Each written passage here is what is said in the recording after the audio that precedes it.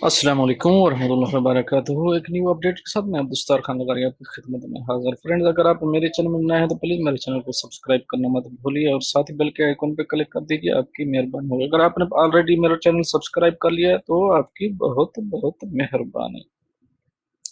आज की ताज़ा तरीन अपडेट फ्रेंड्स ये है, सऊदी अरेबिया न्यूज़पेपर ने जो ये आर्टिकल शायद किया है, corona virus Saudi Arabia announce new private sector rules. तो इसकी पूरी डिटेल ये है, मैं अगर ट्रांसलेट करके आपको बताऊं तो ट्रांसलेट रियाज सऊदी अरब में निजी शोबे के कारोबारी इदारों को बुध के रोज कोरोना वायरस के फैलाव को रोकने के लिए तमाम मुलाजमीन के लिए नफाज शुदा रिमोट वर्किंग को 15 दिन के लिए मुतारफ कराने का हुक्म दिया गया। वो कारोबार जिनके लिए अमले को जिस्मानी तौर पर मौजूद रहने की ज़रूरत होती है ताकि वो काम जारी रखें, बिजली, पानी और मवासलात जैसे अहम या हसास शोबे में शामिल हैं।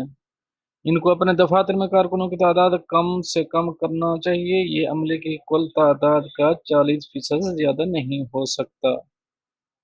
ऐसे मामलात में वजारत सेहत के जरिए तयशुदा एहतियाती तदाबीर पर अमल करना होगा।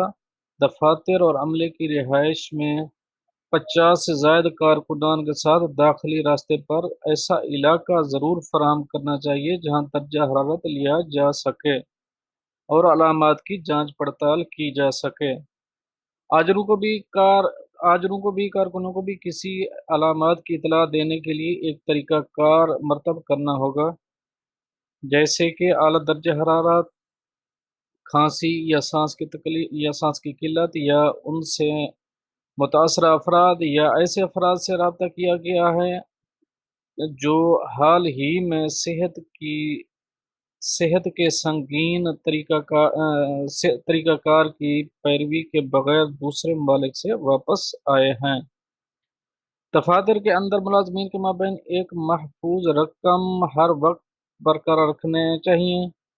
इसके अलावा आजरों के ज़रिए फराहम करदा तमाम हेल्थ क्लब और नर्सरी बंद कर दें। हामला ख़वातीन और नई माओं, सांस की बीमारी में मुब्तला अफराद, मदाफ़ती निज़ाम की परेशानी या दायमी हालात से दोचार अफराद, कैंसर के मरीजों और 55 साल से ज़्यादा उम्र के मुलाजमीन को 14 दिन की लाजमी तनख्वाह की लाजमी छुट्टी की तनख्वाह दी जाए, जो उनके सालाना इस्तेहकाक से कटौती नहीं की जाएगी। जिन कारोबारी इदारों को नए इक़दामात से मुस्तस्ना किया गया है, इनमें फार्मेसियों और सुपरमार्केटों और उनके फराहम कुनंदा शामिल हैं।